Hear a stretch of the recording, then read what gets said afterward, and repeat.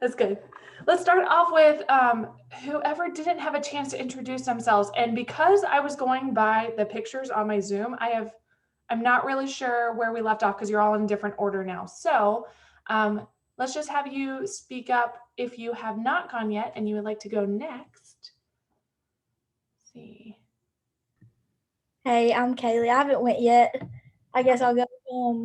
I'm a tourism and hospitality major with a business minor, and I think I want to do hospitality marketing, hopefully, something like that. And an interesting fact, I guess, is I'm moving to Murfreesboro tomorrow. So Oh, very nice. Where are you right now?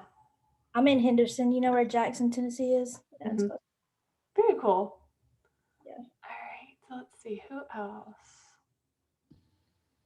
Trying to remember back. I can go next. I didn't go, but Yes, I'm gonna need some help with the. So what your major is, what you want to get out of the class, where you're currently working, anything interesting you want to share about yourself. Okay, cool. My name's Bane Stanlick. I'm a senior here, LSTS major. I work at Sportscom right now. I want to be a sports agent, so I'm studying for the LSAT right now. I'm taking that next fall. Something interesting about me, I'm a dual citizen. My dad's Canadian. Oh, very cool. And so what do you want to get out of the class? Oh, you know, I'm taking it as an elective, honestly. So I just kind of want to learn something new, that I wouldn't have typically learned in any of my other classes. I love it. All right, well, welcome. All right, who else haven't we heard from yet? I haven't gone yet. All right. I'm Kayla, and I'm a tourism and hospitality management major. So that's why I'm in the class. And I currently work at a wedding venue in Dixon. So that's kind of what I want to do with it. Is I would love to one day have my own venue, but I think when I graduate, they've got like the owners. I've talked with them about becoming like an on-site wedding planner. So that's just kind of what I'm working towards. Is just learning more about, just the whole major and the whole field. So yeah. Awesome. Very cool. All right. Who is next? Hunter, did we hear from you? No, I'll go. So my name's Hunter. I'm from Brownsville, Tennessee, which is in between Jackson and Memphis. I'm a hospitality and tourism management major. Right now I'm a server at a sports bar, so kind of want to stay within that kind of line right now. And hopefully I just want to get a job in my field and just travel around really. Awesome. Very cool. All right. Let's see. Who else haven't we talked to? Patricia, did we talk to you? I don't know if you're there right now. No, ma'am. Okay. How about we do it, Patricia? Hi, my name's Patricia. I'm from Patricia. Murfreesboro. Sorry about that. No, you're fine. I'm from Murfreesboro. I'm a senior. I'm not this is not my major. My major is integrated studies. I just like to travel and wanted to learn about it. Yeah, we had a class together already, right? No, ma'am. This is our first We haven't? No. I could have sworn we had a class together. Sometimes I see that because if it's an online class and I see the names, sometimes I don't remember. I was sure I had a Patricia Brown, maybe, and not Patricia. Oh my gosh, that's gonna throw me off. Just correct me. It's okay, you guys can correct me anytime you want to. All right, who else hasn't gone yet?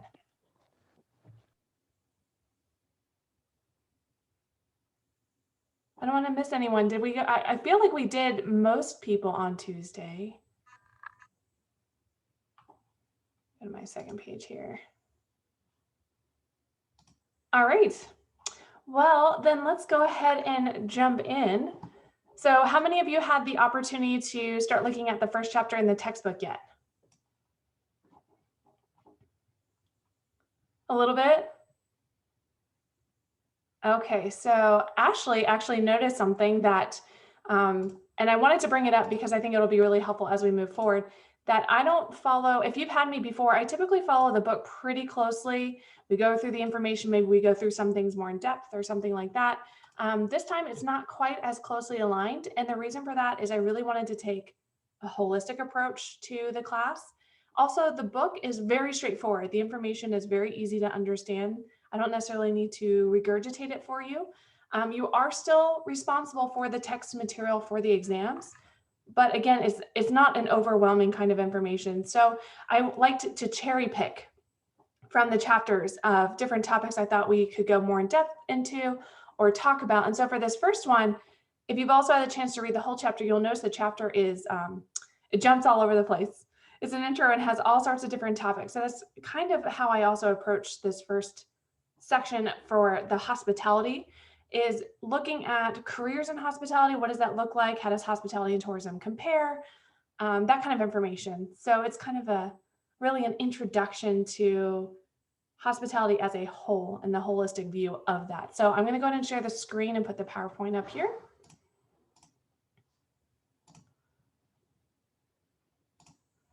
This time I'm learning to share sound and optimize because we're going to have one video we're going to watch. All right. Let me pull up you guys so I can see you. Oh, always click on the PowerPoint. There we go.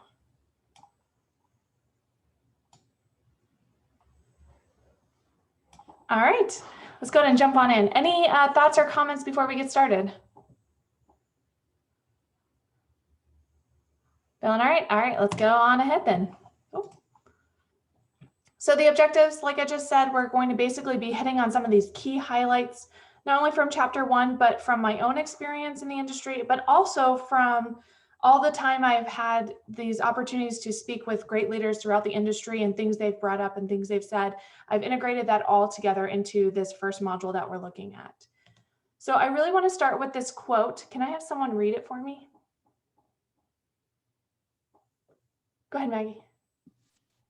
People will forget what you said. People will forget what you did, but people will never forget how you made them feel. So this quote really embodies the spirit of hospitality to me, because at the end of the day, when you walk away from an experience, you're not going to necessarily remember every moment of truth or every little detail that happened. Especially as time goes on, you're going to remember an overall feeling that you had. So think back to some of your vacations. I'm sure there were times when you got in arguments with the people you were traveling with, or you were really tired or hot or cold, or something was really taking away from the experience. But what do you remember most about that experience?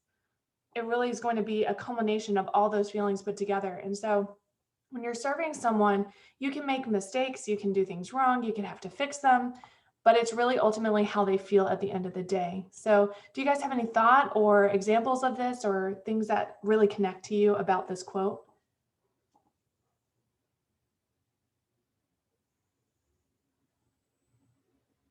I like to have a lot of participation, so feel free and open to, unmute yourself and start talking and going through it. It's not a one-way street. I'm here for you guys too.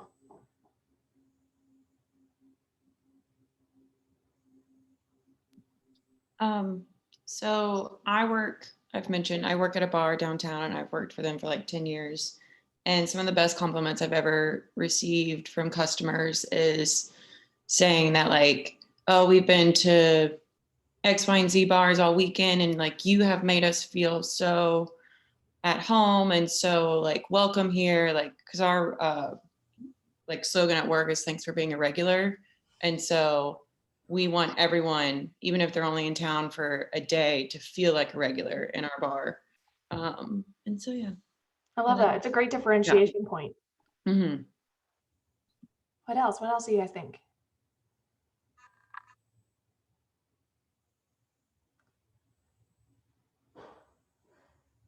I'll pull you guys through. We'll get better as we go through this semester. How about Maya Angelou? How many of you guys are familiar with her and a fan of her work?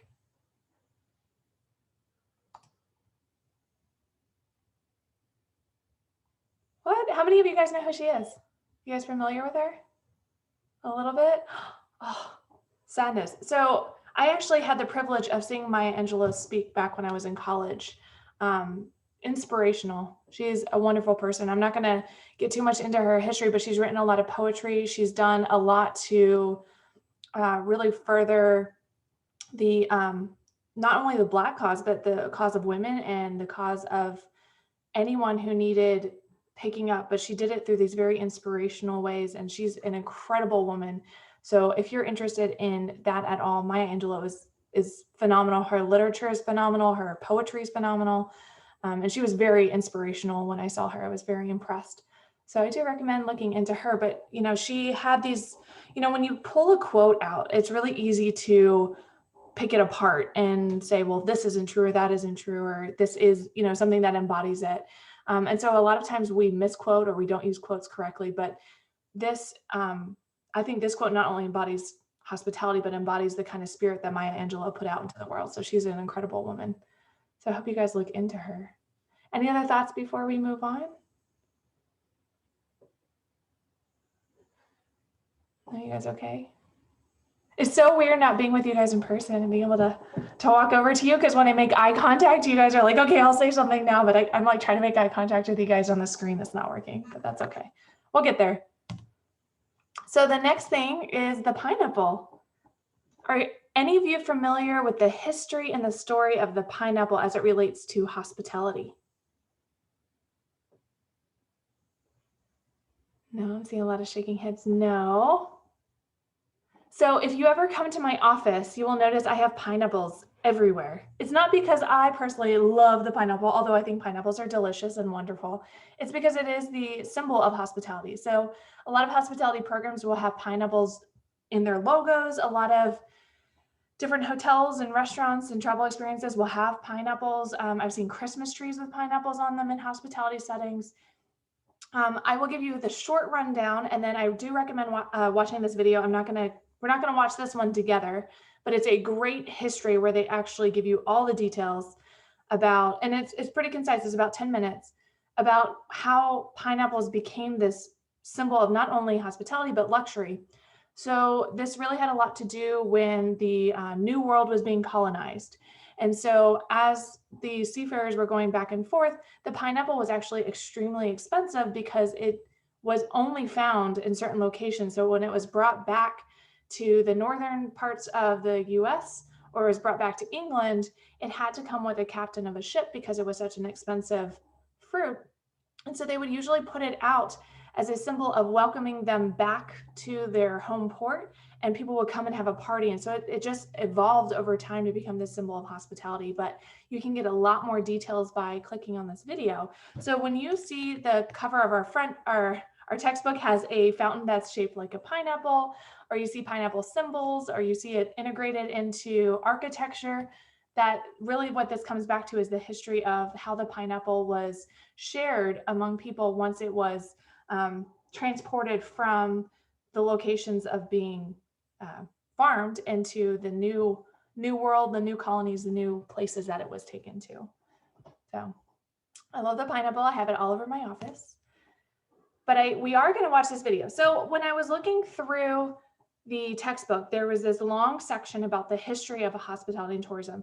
And truthfully, that could be an entire class. We could literally have a course where we just studied how hospitality and tourism has developed over time, because what it is today is very different than how it started. You can look at the early public houses. You can look at the early lodging and how that was established, when attractions were started, travel and tourism. You know, early travel and tourism really had nothing to do with pleasure. It had to do with religious pilgrimages. And, you know, that's for not just one religion, universally religions.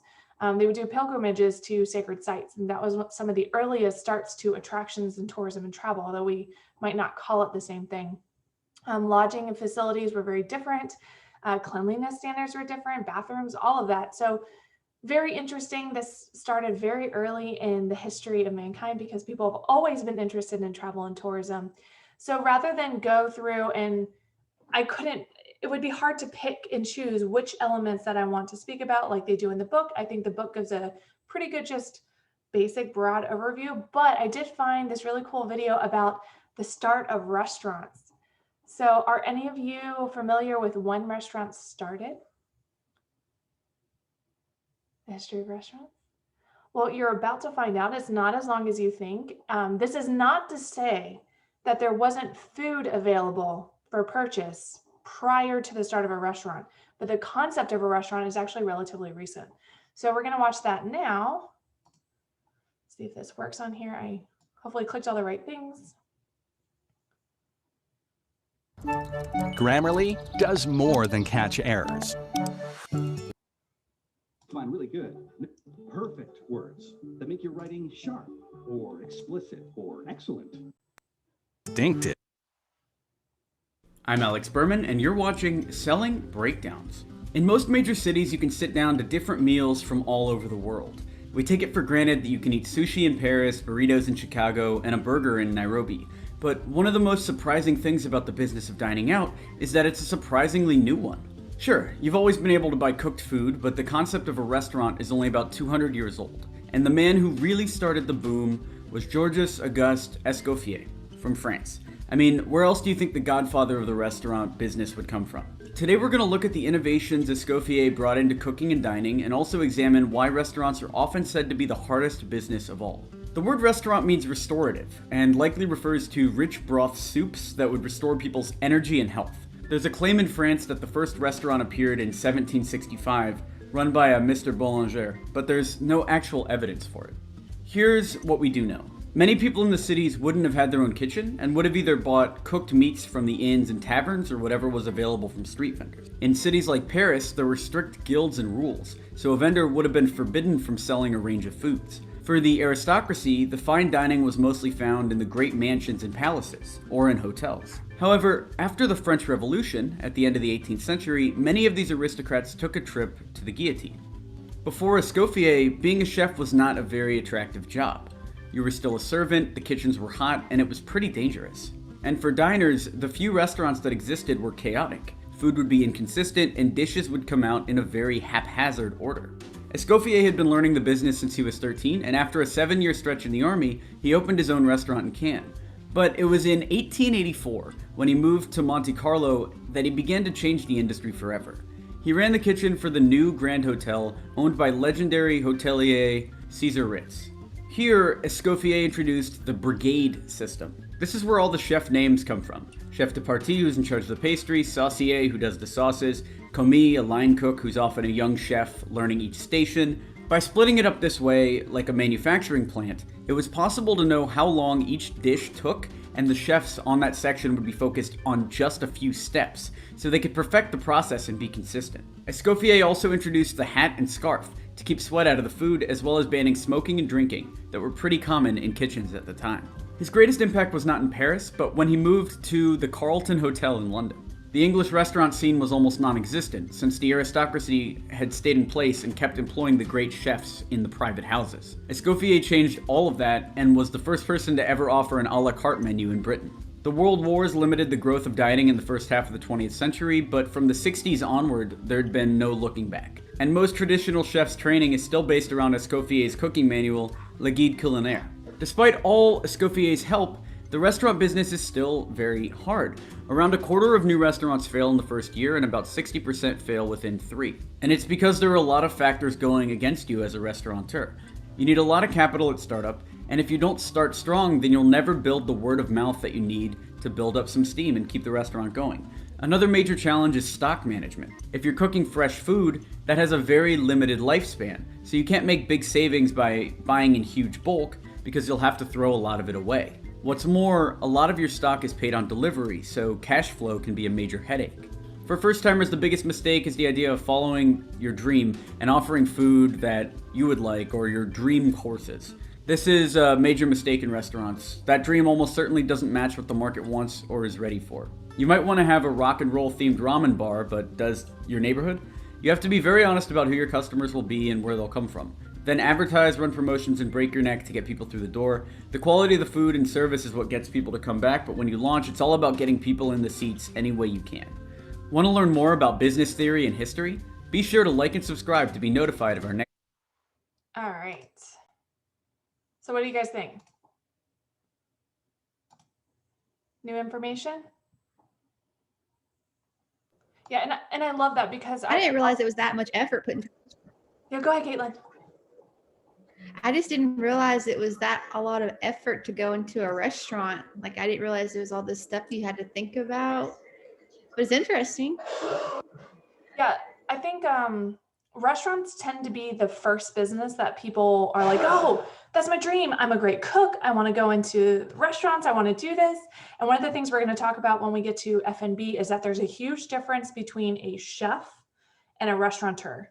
And that one side is the actual art of creating cuisine and the other is the business side. And you have to merge those two. So unless you have both of those expertise, restaurants fail very easily. That's why you'll see these rotations of restaurants and why a lot of people focus on chains, because it's already guaranteed market built in and guaranteed products. So yeah, great point, Caitlin. What else? I was just kind of agreeing with her. I didn't realize it was like 60%. I mean, I knew right off the bat that a lot of restaurants didn't do well, or especially like bars, but that's a lot. I did not know that. Yeah.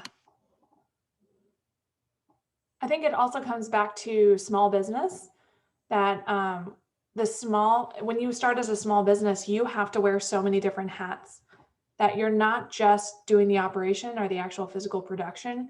You're also having to do accounting and finance and HR and marketing and advertising and all the different elements that go into it. And so you have to be able to budget all this time. A lot of people don't realize when you start a new business, and I'm sure was anyone doing the entrepreneurship minor? I don't think so. I think we all oh, you're doing that.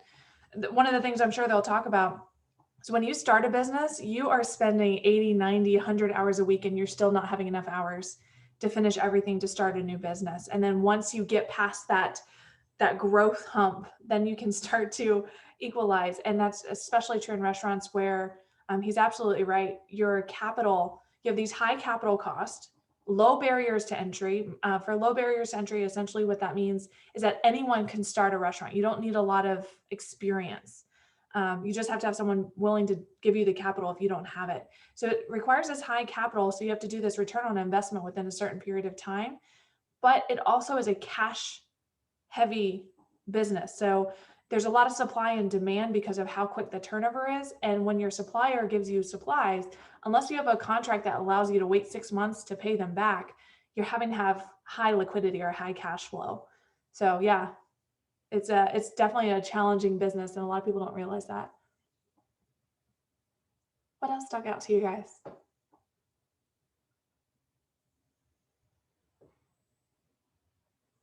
So from the chef perspective, Escoffier is actually still kind of the founder of the traditional dining facility, especially when you start to get into fine dining. You know, talking about your saucier and your chef de partie, and the expo line, all of that really developed from him. In fact, we're not going to talk too much about this in the F&B chapter because I don't really want to focus on culinary. I want to focus on restaurant business. But one of the things about culinary is he developed the traditional 5 sauces that are used in everything. Does anyone know what those 5 sauces are off the top of your head? Anyone familiar with that? Bechamel, hollandaise, tomato sauce. I forget what the word they use for that. There's a brown sauce. I think it's called a Normandy. I don't remember off the top of my head. And then another cream sauce. So I don't, I'm not a chef, but those 5 sauces are still used today. They're manipulated in different ways, but they are the core of what you do in the saucier training and the chef training. So he's still a very big deal. If you get more into the history of cuisine, even as late into the 1970s and 1980s, the only fine dining that existed was French cuisine. So if you went to New York City, you weren't going to find fine dining Asian cuisine, fine dining, Cajun cuisine. You were only going to find fine dining French, because those things were synonymous, and that there was no other version of that. Thankfully, today we have branched out. French food is phenomenal, I will tell you that, but there are so many other different kinds of fusion cuisines and different international, I hate the word ethnic cuisine because anyway, that's what people use, so I will say it, but the ethnic cuisines, that there's fine dining in that too. It really comes down to the ability of the chef and also the ingredients that you use. And we're going to see some of that when we watch some of the chef tables. So other history things that you guys are interested in, or things that maybe we didn't touch on, things that are in the video that stuck out to you.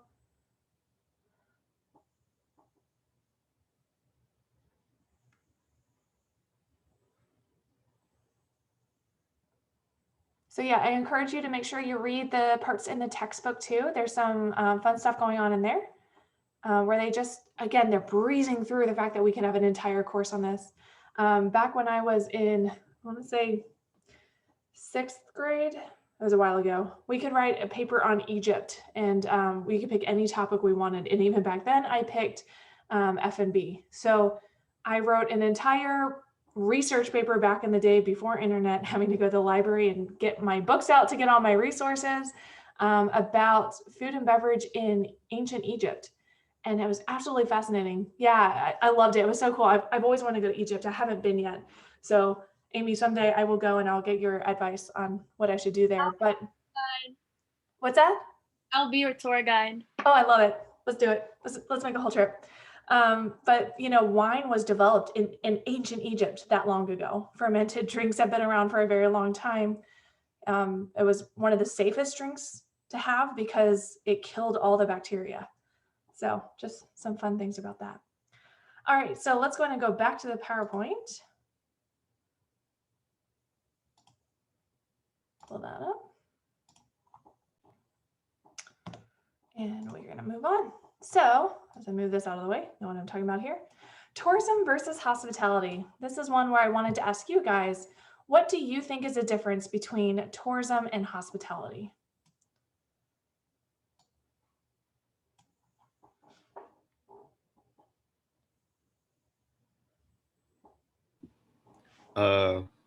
I think tourism is just like you're going to a place for a specific reason, whether that be the culture or whether that be some kind of sporting event or something like that, you know.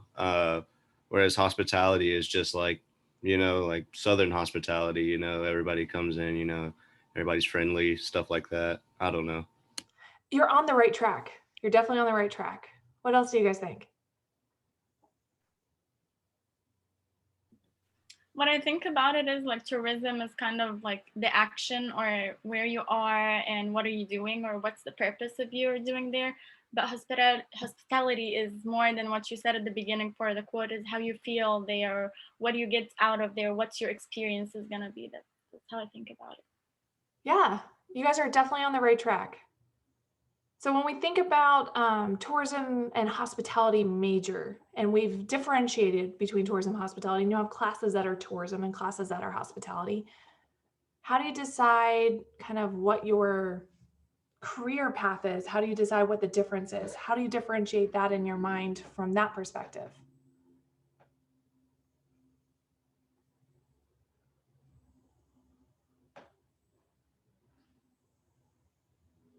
It's actually a very tough question.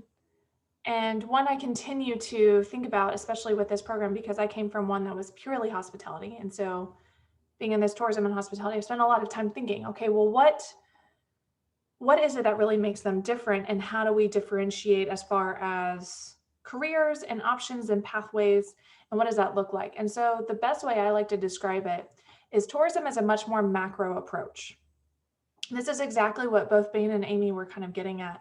It's the idea of travel, it's the idea of attractions, it's kind of more of the marketing that goes into getting to a destination, appealing to people, wanting them to come here. So, you know, when we talk about going to Egypt and Amy's like, I'll be your tour guide, it's this idea of culture, it's this idea of food, it's this idea of people, language, experiences, attractions, and all that comes together. And it's this macro approach or bigger picture. Hospitality is the actual action of running a business. So where tourism looks at this greater expanse, hospitality says, well, okay, well, how do we run that attraction? How do we run that restaurant? How do we run that hotel?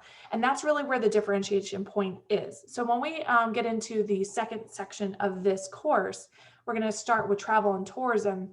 And that's more of the path you would take because rather than running the actual business, you're helping someone else plan their business.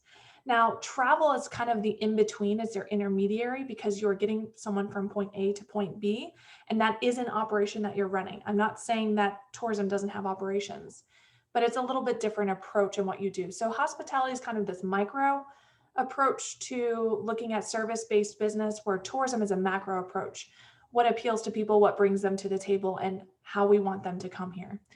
So when you're picking, for those of you who are majoring in THM, you have 3 different specialization options, and I wanted to go through them now through your introduction so you can start to think about this. And this is also why I say at the end of the day, pick which specialization you think the classes are most interesting, because they're all beneficial. They all lead to the same place, which is why this is one major. Having both a macro understanding and a micro understanding are going to help with your career in moving forward. If you end up working for a DMO, really quickly, what's a DMO? Anyone know?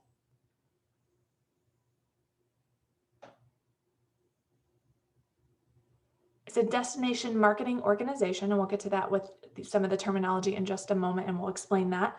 But basically their job is to get people to come to a destination. They're typically not for profit. They're often funded either by government dollars, or they're funded by different local businesses that come together. CVB is the traditional term that was used, and it kind of morphed into DMO. You guys know what CVB stands for? Anyone? It's the Convention and Visitors Bureau. So, you know, Rutherford County has a CVB. Nashville has a CVB. So all these different destinations have these CVBs. These are people who are trying to bring people to the table. So even if you're doing that, if you don't understand how restaurants work, how hotels work, how attractions work, how to run those businesses, then you're going to be behind, because it's going to be hard to market a product you don't understand. So it's really important to get both sides.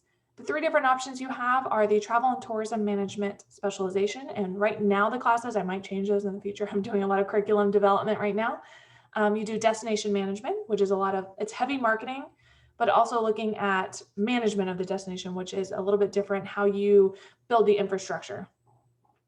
Then you're also going to take either international tourism, or you can do study abroad for your second option. And then, and the study abroad program we have right now goes to Argentina. We might come up with another class as well, but that's where we are right now.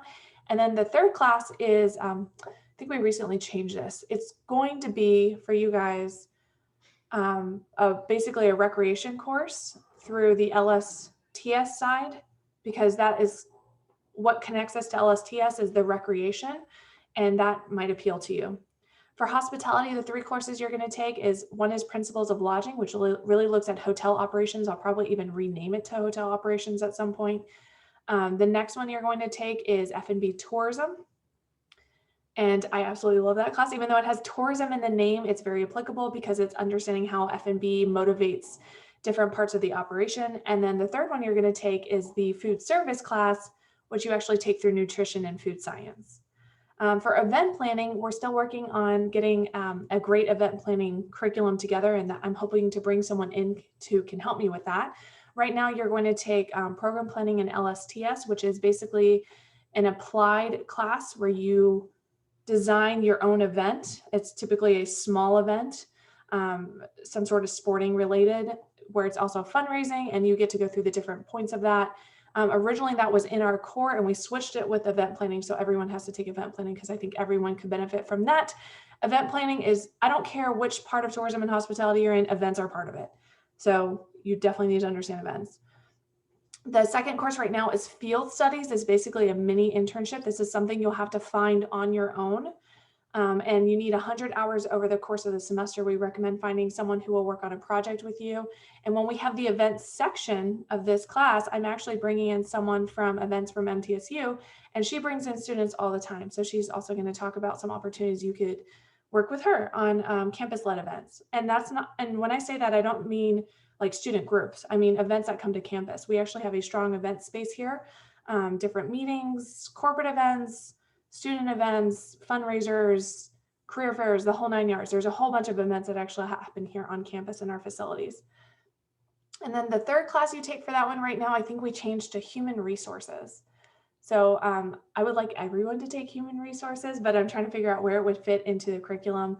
especially already requiring your business minor. I wish they required human resources and business minor, but with event planning, you're doing a lot of management of people. So it's really important to understand the HR.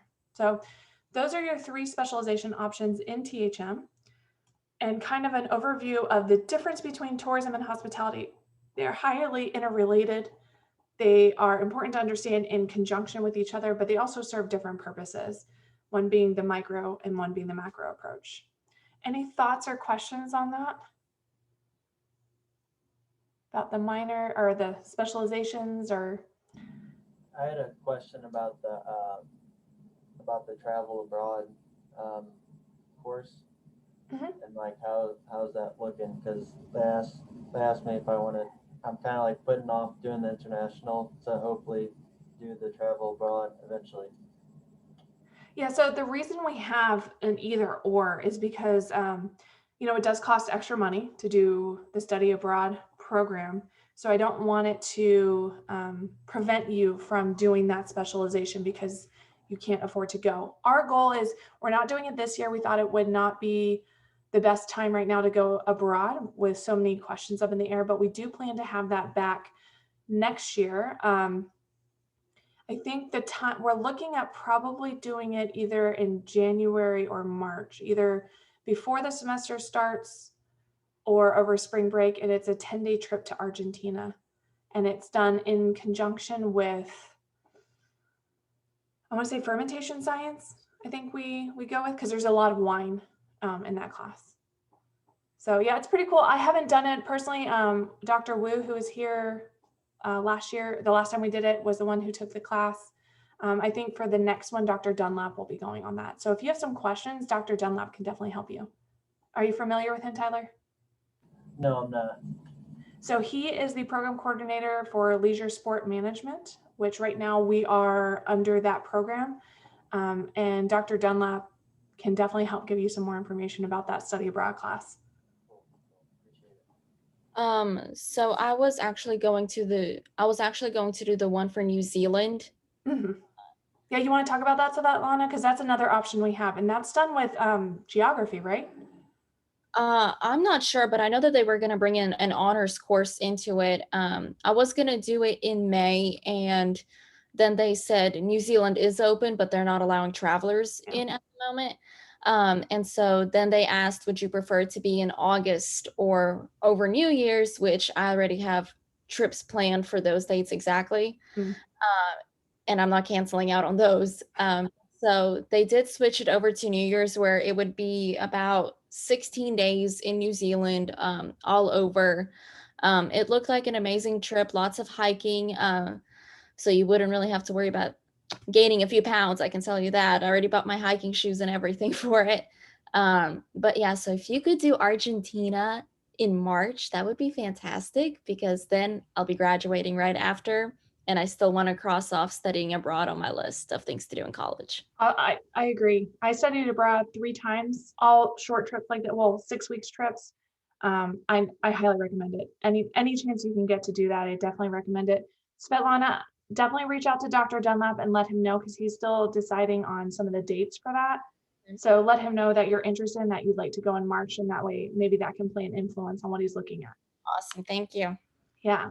And the New Zealand trip is also option. So if you do New Zealand or Argentina, they will both count towards that study abroad credit for the tourism and travel management specialization. Keep in mind, even if you're not that specialization, you do have open electives, and you can take any of these classes as your electives. If it's in a specialization that's not yours, it will automatically count towards an elective if you want to do that. I did have one more question for the Argentina one. What class is that for? That is, I think it's LSTS. Let me look up the number really quickly. Just so that I make sure that I don't take it in between them. All right, let me pull up the number for you.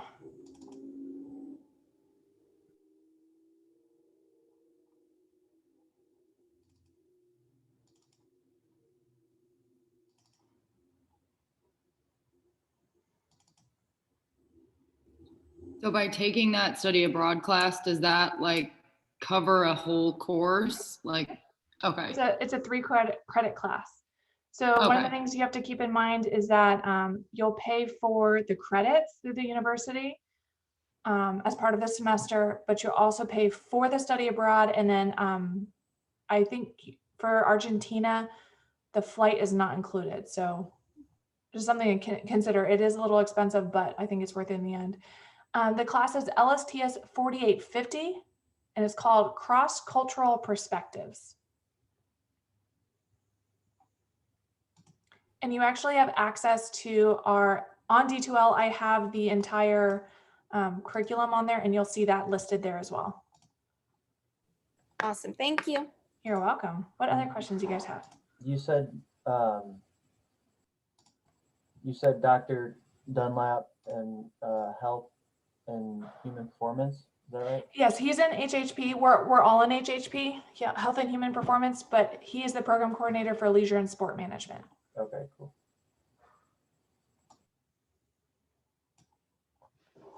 Okay, what else?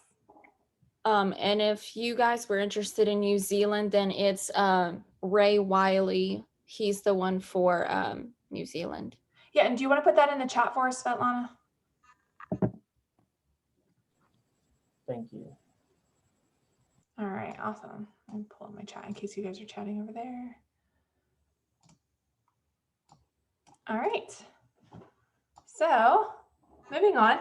So this is something that all of you are going to have to take THM 4210, which is service design and delivery. And that's for both minors and majors, except those of you who are not in it. But if you're not in it, I wanted to go over, these are some basic characteristics of hospitality products that make us different. So one of the reasons why we have our own program that's not just part of the business programs or the business school is because service products are highly different than their tangible counterparts or their goods-based business. For the characteristics that make us very different and make the way we run business different are here. The first is that we're intangible. And so what I mean by that is that you typically can't take home our product. So if you're getting a massage at a spa, if you're visiting an attraction, if you're staying a night at a hotel, food's a little bit kind of in the middle because there is a tangible product involved, but typically you don't go to a restaurant. Every time you go to a restaurant isn't just to eat. So what other times could you go to a restaurant?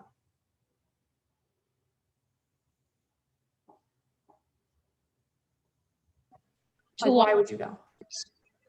Kayla? To watch sports. To watch sports. For meetings. Meetings. Live music. Live music. Dates. Dates. Celebrations, right? There's a number of reasons we go. Otherwise, we could just have food at home, right?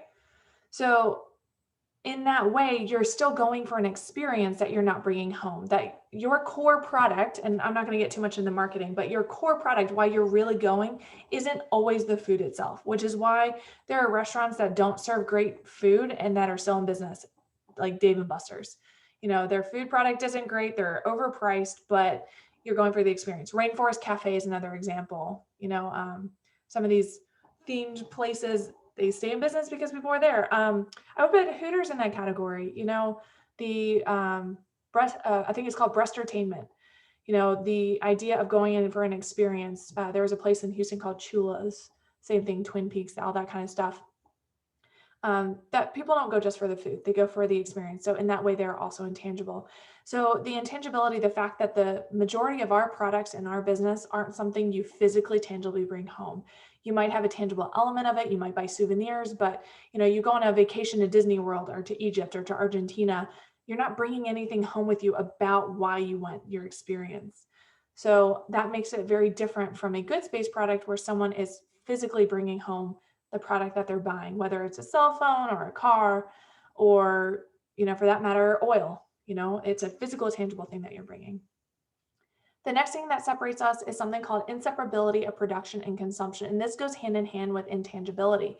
Essentially, what this means is that you are producing the experience at the same time it is being consumed. So if I am giving you a massage and I'm rubbing your back, I'm giving you the massage, I am creating the tangible product, the intangible product, the physical act of doing that is the product that you're purchasing. You're paying me $200 to rub your back. So that is the product, and you are consuming it at the same time I am creating it for you. And for that reason, I can't return it. I can't get my time back. I can't, I might say, okay, you don't have to pay for it or something like that, but I can never get back that experience. That experience, once it has been consumed, is consumed, and that's it. If you travel, you're taking a flight from Nashville to Argentina. The flight is being produced at the same time you were experiencing it. So you can't return a flight. You're sitting next to someone who smells bad. You can't return that. It's forever consumed in that moment that it's being produced. And so that makes us very different because we have to get it right. Because fixing errors of a physical product that is malfunctional, I can return it to you and you can give me a new one or something along those lines, but we can't really do that with experiences. So it makes it very challenging to get it right. I'm going to skip one for a second. What makes it even more challenging is something called variability or heterogeneity. What this means is that because we have people involved in the process of creating products, it is different every time, no matter how many standards we put in place. How many of you name a quick fast food restaurant or a quick service restaurant you like? Anyone? Chick-fil-A. Chick-fil-A, perfect. Every time you go to Chick-fil-A, they are trying to make it as consistent and constant as they can. Is it the same every single time? They do a pretty good job, but at the same time, it's not the same. The person you're speaking to is not the same. The cook may or may not, these people may be the same, but even their moment, the fact that they have now worked there a week longer than they did before, maybe something happened in their personal life, even the experience of giving you a product is going to be changing because they are human. You yourself change every time you go through that line.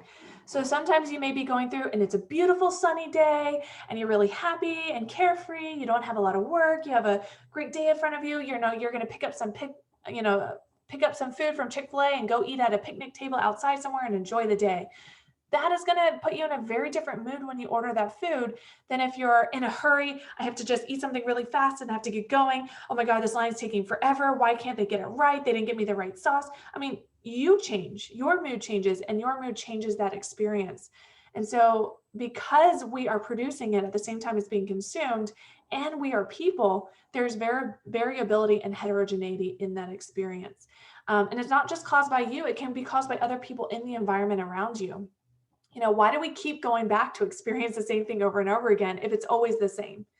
It's not. It's going to constantly change because that experience of being human means that it's changing every time we experience it.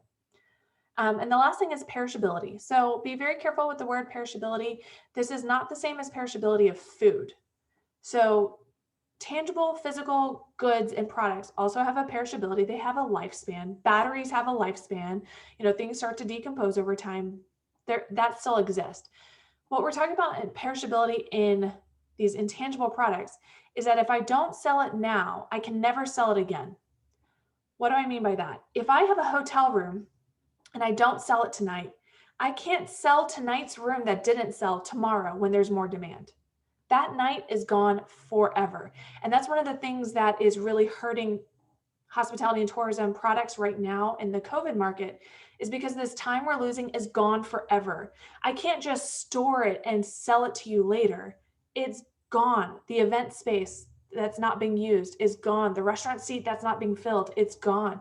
So the fact that we have such a short amount of time to sell our product makes it very challenging because we have to generate demand that only meets the capacity that we have so that we're not overselling, but we're also not underutilizing what our product could offer. So from a very personal perspective, I am a masseuse.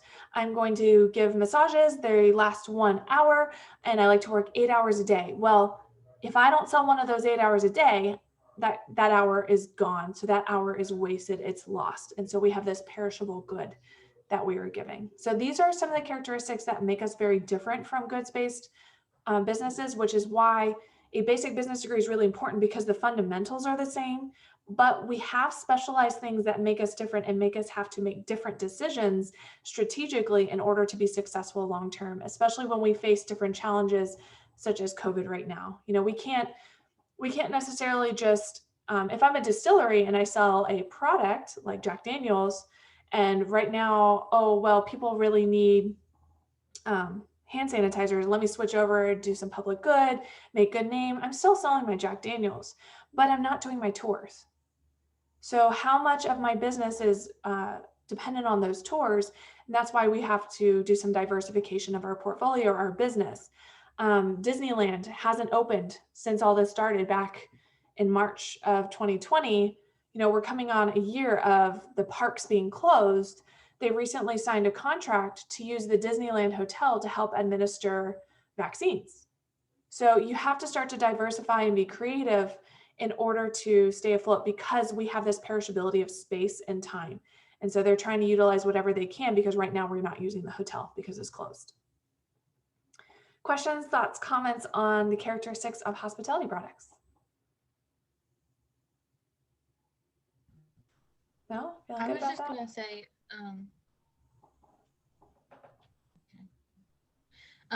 that I think it's cool that a bunch of museums and stuff have done virtual tours of their their artwork and stuff that they have. Like I know the Smithsonian had a virtual tour during this COVID thing, and I think that's helped a lot too for people to like go places that they can't actually go to. Yeah, and one of the great things about that is it's building branding and loyalty in a time when that's really challenging, because you know, one of the things I said in our last class is that the demand for hospitality and tourism products has not gone away. It's just been kind of held. It's in this holding pattern until things open up again. And when things do, I think the demand's going to be insane. I think you're just going to see things skyrocket again, because they've done things like keep us engaged through virtual or creative means. I've also seen that with zoos and aquariums that have live cams of animals, right? So that you can go in and watch, or maybe even a zookeeper talk or have some information that's being produced. Yeah, that's a great point, Brianna. Brianna, right? Brianna, yeah. Brianna, okay. All right, other thoughts?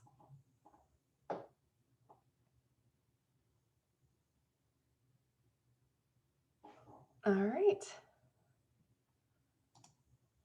So another thing that I'm going to do in a couple of the chapters is sometimes, rather than having an individual slide for each of these concepts and kind of going into detail, these are just terms you should know as you go through the major and as you go through your career. That these won't go away. These are standard lingo for the industry, and that you should know them. So right now, what we're going to do is we're going to go through all these. I recommend writing it out. You will also find, I think just about all of these are going to be in your text as well. So if you miss it right now, you're going to also get it in that text. So let's start with FOH. What does that stand for?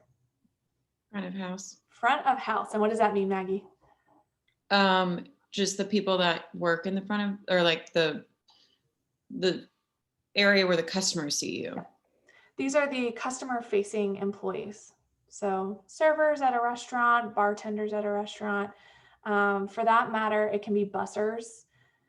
If you're talking about a hotel, you're talking about your front desk agents or anyone who's a greeter, concierge.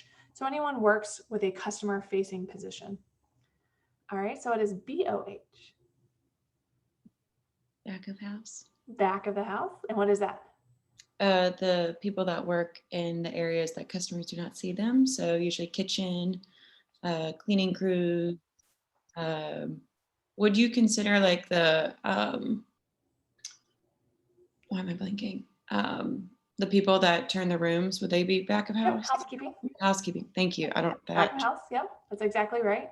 It can also be called the heart of the house. And, you know, it's just people have different names of it. But anyway, the people who are not necessarily the support staff, but the ones who are not customer facing, who are still part of the operations in creating it. So we wouldn't necessarily call management BOH or back of house, but anyone who is still part of the operational system. All right, SOP. Anyone know that one?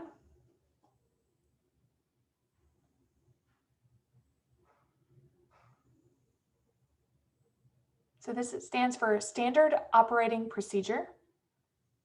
So once I say that, does that mean anything to any of you?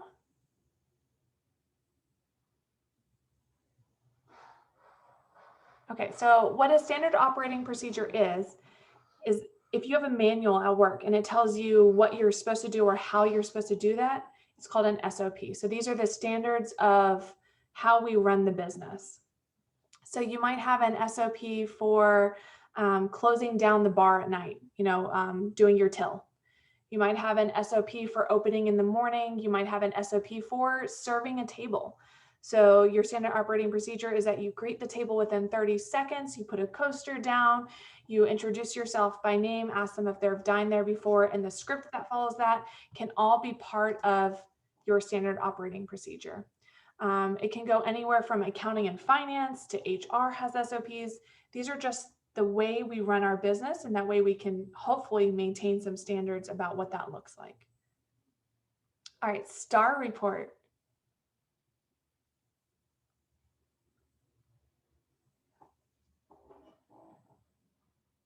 So those of you who are in my lodging class, I think there's one of you. Who's taking the lodging class right now? I am. Caroline. So this is something you're definitely going to need to know. Do you know what it is yet? Have you started looking at the first one?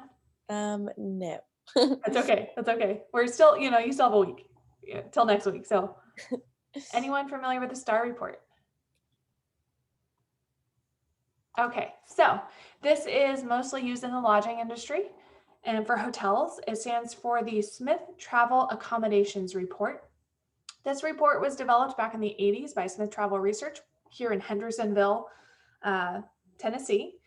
They recently sold because the Smiths decided to retire, so they sold out, but that's okay. They're still doing the same operation they were before. It is a very important part of our business. Essentially what happens is hotels will buy into the STAR report, and they will get a competitive report that shows where they're performing on ADR, RevPAR, and occupancy, which we'll look at in just a moment, compared to the competition and their competitive set. So this is something you'll see many times. Anyone who's taking principles of lodging will definitely know this. We have an entire module that's basically talking about the reports that Smith Travel Research produces. Very important. So it's good to know that, because if you ever go into a hotel, you will have to do STAR reports. And then any of you who are taking this as a major, when you do THM 4400 with me, the capstone, the simulation that we use is based off of how the STAR report is read. So we'll get much more into the STAR report. That brings us into ADR, RevPAR, and occupancy. Let's start with ADR. What does that stand for?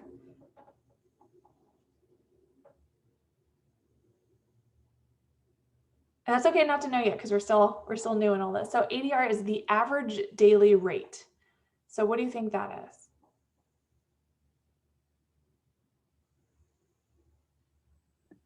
The average rate for a hotel? Yeah. So each day we're going to take all the different rooms we sold, and we're going to average that amount per room sold. So it's going to be total revenue divided by rooms sold, or your and that's going to be your average daily rate. So if you only sell one room and you sell it for $200, what's your ADR?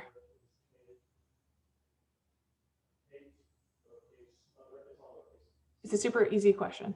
Think about it again. If you sell one room for $200 and you don't sell any other rooms, what's your ADR? $200.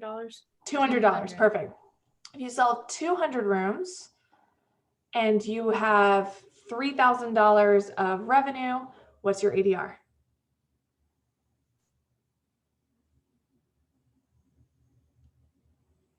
I'll help you out because I know you guys are writing. It's $300, right? So we're just taking the total revenue divided by the total of rooms sold. However, what's the issue with that number? It's an important number, but what's one of the concerns with that number? It's just giving you the average instead of the price per room. Yeah, exactly. So yeah, it's great you sold one room, but what about the other 100 you didn't sell? So it looks like, oh yeah, you have a really great ADR, but you're not selling 100 rooms. So to take that into account, that's when we have RevPAR. So what that stands for is revenue per available room. So instead of dividing the revenue earned by the number of rooms sold, we're going to divide the revenue earned by the rooms available in your inventory. So if I have a 100-room hotel and I only sell $3,000 of revenue, my RevPAR is only $30, even though in my example before I sold 10 rooms, my ADR is 300. So it's going to give you, it's basically taking into account occupancy. So ADR is going to give you a good idea of what you're selling each room for. RevPAR is going to tell you how much you're selling based on the occupancy and how much you're charging per room. So occupancy is how many rooms are filled. If I have a 100-room hotel and 40 rooms are filled, what is my percentage of occupancy? 40%. 40%, yeah. So we're just going to take the total rooms sold divided by the number of rooms times 100, and you get a percentage. And that's going to be your occupancy percent. So ADR is how much you make per room that was sold. Occupancy is how many rooms were sold. And then when we put those together, we have RevPAR, which is the total revenue divided by the entire inventory of stock that you had available. So it takes into account that occupancy. This is only the first time you're seeing this. You'll see it again many, many times. These are in the restaurant industry, they also use similar concepts, but because it works a little differently, it's typically done by either square foot or amount of seats, or we do a price per person. So we'll divide it that way instead. How many of you work at a restaurant where you print out your till at the end of the night and it has a PPP or price per guest or something like that? Some of you, yes, some of you know. It'll just tell you. So when you go to your POS, which we'll do that one next, and you enter in how many guests are at the table, and then you sell them products, it's going to average all that at the end of the night, how many guests you served versus how much food was sold. And it's going to give you a price per person. All right, let's go ahead and do POS really quickly since I brought that up. What is a POS? Point of sales. Point of sales. Excellent. Bain, can you tell me about a POS? So basically it's, from my experience, I worked in retail a little bit and I've worked in the food industry, and it's basically just your cash register where you go and finalize, people pay for their product. Yep, perfect. It's the point of entering in what someone has and then having them pay for it. So if it's a restaurant, your point of sale might not be right in front of the guests. You might go to a computer, order food, that gets sent back to the kitchen, can give you a lot of really valuable information, but it's also where you're going to check out a guest. You can have a POS system in retail, in food, and hotels and attractions. It's basically just your ability to charge people for whatever they're buying. So very good, thank you. So let's switch back then over here. We just talked about DMO, CVB. You guys feel okay with that one? Yeah. Okay. What is a D&D? Thinking about hotels again.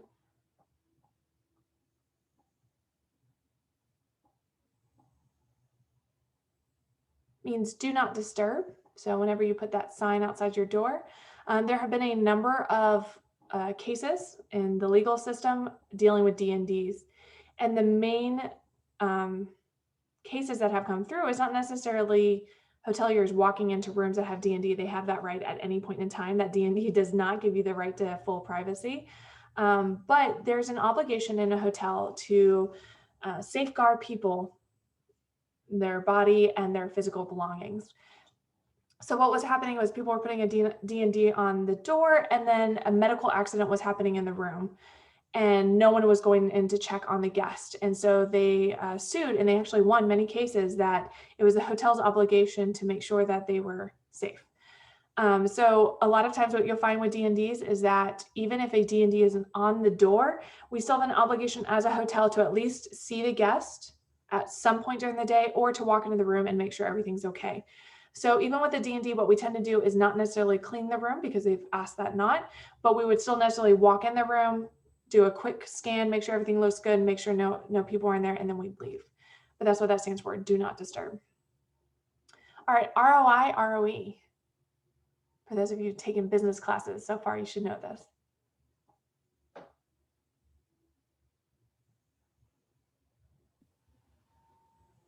Return on investment. Perfect. Do you know what the E one is? It's equity. So they're slightly different. If you get into finance, they're going to be like, they're super different, but for our intents and purposes, we're going to say they're the same. Return on investment, return on equity. It just depends on which way you're looking at the formulas, which we're not getting into. So Olivia, can you tell me about ROI and ROE? There we go. Return on investment is how much you're getting out of a situation or investment that you have put into a business or even a trip or experience. And that kind of goes both ways for the client as well as the business. And then return on equity, I'm not entirely sure about, but like you said, it's pretty much the same thing. This comes back to, say you invest in stocks. For any of you on social media with all the GameStop stuff, that's fun. Whenever you invest in a stock, it's the return you expect on that. Or if you, that's essentially what you're doing when you invest in a stock, is you're investing in a company. It's just a publicly traded company, as opposed to the bank giving your capital for a startup. They might say, okay, we expect an ROE of 10% within 5 years. And so you're going to have to give them back that percentage of gain on the capital from the earnings, from the winnings. So it's a little bit different if the company's investing in you versus if they're giving you a loan. A loan is going to have a set amount of money that you're returning, and then you accrue interest, versus we are investing in you as a company, and therefore we expect to continue to earn dollar over time based on how long we have invested in your company. So when people say, I own 50% of this company, or that kind of thing, it comes back to this. And typically, even your own money, you're going to want to see an ROI and ROE. So when we do feasibility plans where we are seeing how likely it is that this business that we're going to start is going to make money, we would still run an ROI or ROE equation to see how long it would take to earn our money back. So if we're going to invest $500,000 in buying a hotel and having a chain property, how long do we think we're going to take before we earn that money back? Because we're going to be in the red until we have made enough profit in order to go beyond that. And so it might be 7 years, it might be 8 years, but we need to know what the return on that equity is. You guys all familiar with the GameStop stuff going on? You guys want in the know? I'll give you the brief version because I'm not a finance person. All right. So how many of you are familiar with the concept of hedging? A little bit. It's basically gambling.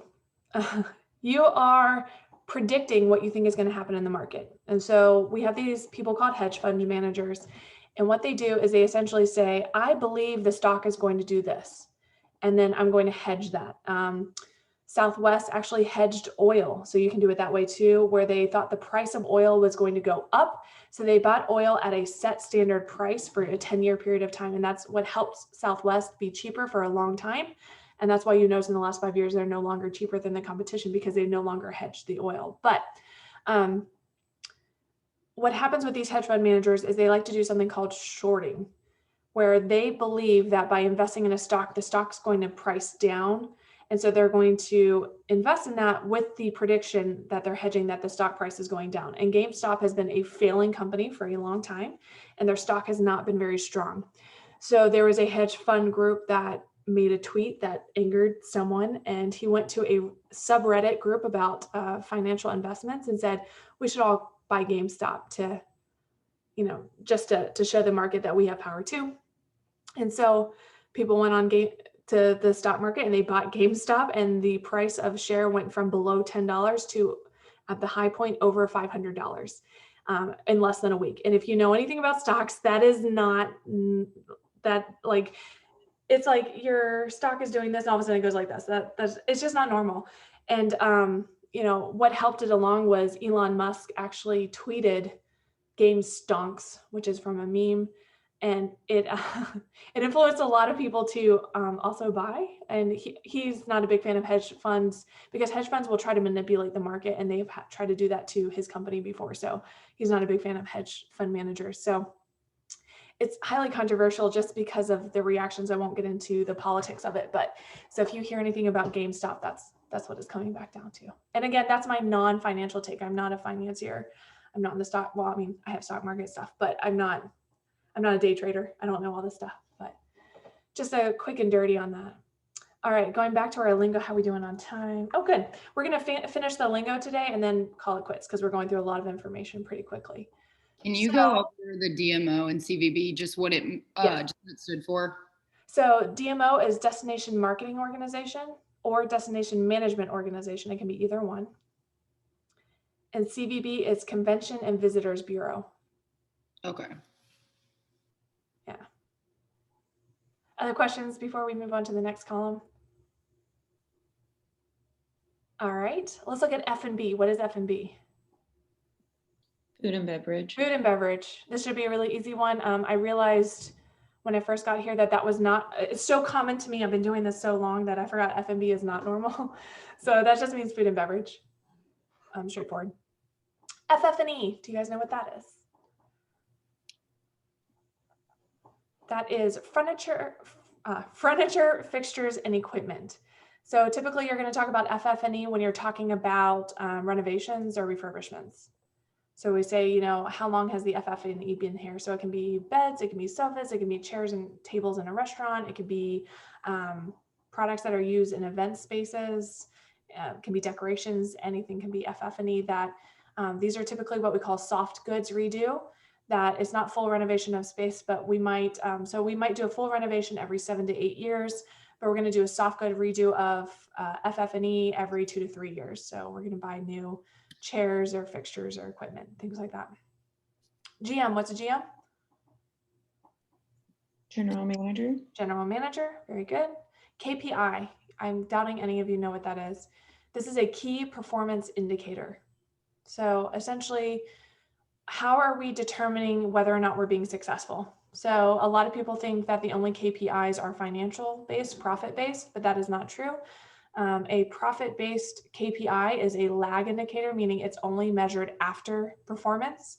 You can have KPIs during performance as well. It could be a KPI could be for cleaning rooms. We want to have an average cleaning time of 20 minutes per room.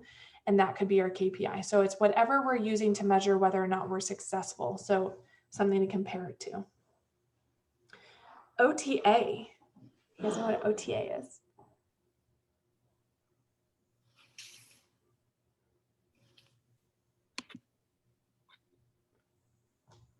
No? So this is an online travel agent. So when I say that, can you guys think of any examples of OTAs? Like Travelocity or something? Travelocity, like Expedia, any of those things. So they are third party. This is what happened. So there was a time when everyone went through travel agencies to book their vacations. Like that was just what you did. There wasn't an ample amount of information online. So you went through a travel agent and they booked your trip. Then when online started getting big, people started going to OTAs, where these online travel agencies, they essentially would buy bulk so they could offer you a discounted price compared to the direct sales. Over time, that has kind of been fixed. So there's not as much of a differentiation point between OTAs and traditional direct selling. Online travel agencies have adapted over time to be ways to conglomerate prices, to also give reviews because they've had to change, because you're buying a product through a third party. So the way it works is the OTA will buy the flight or the car rental or the hotel room directly from the business at a discounted bulk price, and then they sell it to you. So when you walk into that hotel or that airline or that car rental, they will tell you, you are actually not our direct customer, that if you want to make a change to your reservation, you're going to have to call Travelocity or Expedia or your third party to have a change, because that is actually the person you bought the product through, not through us. We're just delivering the product. It causes some problems, and I have some issues with that, which I talk about in the lodging class. I won't get too much into it now, but that's what happened. And over time, as information has become more readily available online, people are now getting overwhelmed with the amount of information that is available. And so we're starting to get back into the habit of wanting travel agents again, and travel agencies are back on the rise because of this reason, because people are overwhelmed by choices and have a hard time deciding, who do I believe, which information? Let me just go to someone who can be an expert and tell me what to do. So if you are interested in being a travel agent, that is on the rise. Not necessarily this year. Things are a little wonky right now, but again, like I said, the demand's there. So it will definitely come back. What is a PMS?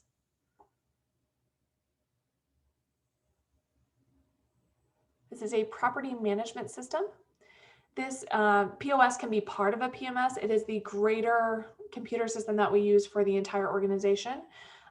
So if you have multiple point of sale systems, so say you're a hotel and you have a retail POS and a food and beverage POS and a front desk POS and maybe a spa, any of those things, it's all going to come back to a general PMS system, the property management system, which has all the information in one place. That it could include HR, accounting and finance, night audit, anything that you need to run the operation all in one system. So anyone familiar with the system Marriott uses? What it's called? Anyone know? They have a system called Marsha. So, you know, each of these different companies may have their own, or you can actually buy PMS systems and the maintenance of those through third parties that will sell you that and then help you do the training. So QA, what is a QA?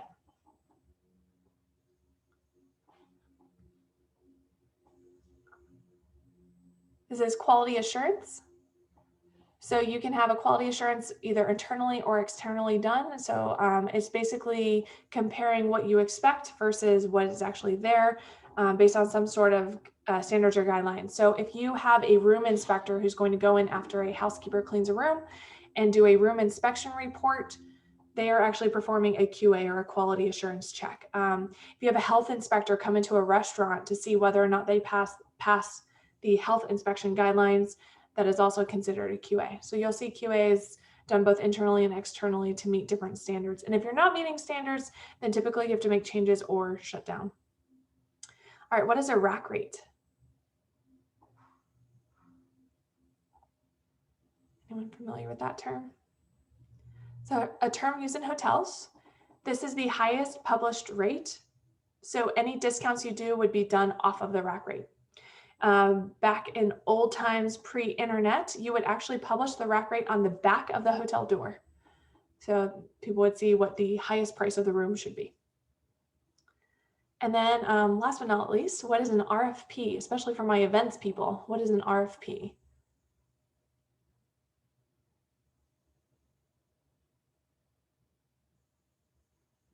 Stands for request for proposal. It's basically a bid. So I'm going to put out an RFP that I plan to have an event with 100 people, and I want different venues and event planners to make a bid on that and tell me how much it would cost based on the different stipulations I put in place for that request. All right, so any questions before we finish for today? I know I threw a lot of information at you guys. Could you just say that RevPAR formula again? Yes, definitely. So revenue per available room. Let me do this. Hold on. You guys can still see that, right? Move you guys over here so I can see what I'm doing.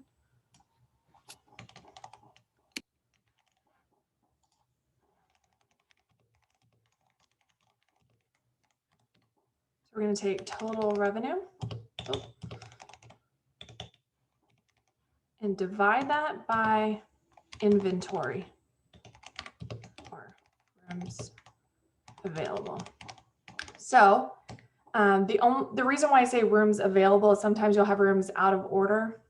That's one way to cheat your RevPAR. I don't recommend doing that. These are numbers that are supposed to help you understand your business. But so if I sold $40,000 in revenue and I sold and I have 250 rooms in my hotel and I sold 199 of them, for the RevPAR, what I'm going to do is take the total revenue and divide it by my inventory rather than the rooms sold. So that's what makes it different than the ADR.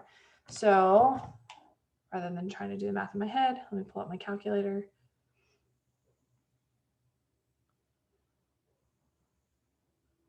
So my RevPAR in this case is going to be $160. So for 250 rooms, I had a RevPAR of $160. And the reason why this is important is I'm going to compare it to the RevPARs of other hotels, and it equalizes that number based on how many rooms you have. So it's not like I'm looking at $40,000. Oh, we made $40,000. Another hotel made 60,000, but they have another 100 rooms. So it's going to equalize that so I can really compare apples to apples. Now, if I were going to look at the ADR for those same numbers, this is the average daily rate. I no longer care how many rooms I have available. I just want to know how much each room individually sold for that we did sell. So this time I'm going to take the total revenue, everything's so laggy, and divide it by rooms sold. So in that same case, now I'm going to take $40,000 and divide it by 199. So that's going to give me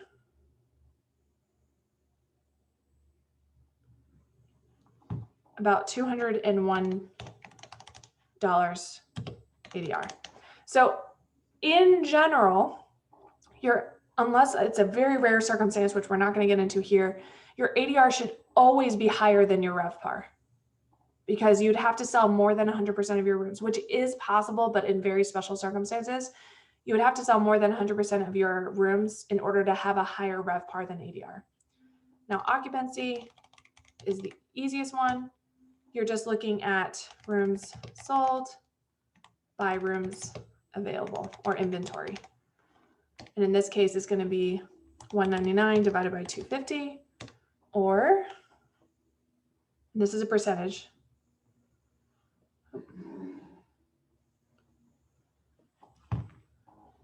.6% occupancy, which is very good, higher than the national average.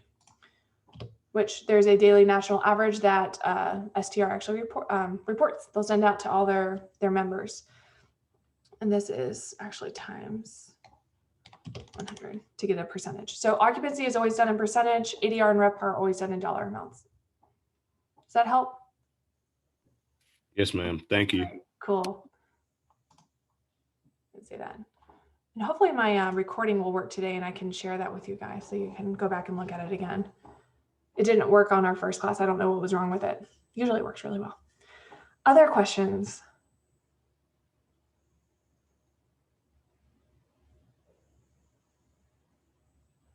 All right, then we're actually right at time. I'm going to let you guys go for today. Have a great weekend. We will finish module 1 on Tuesday.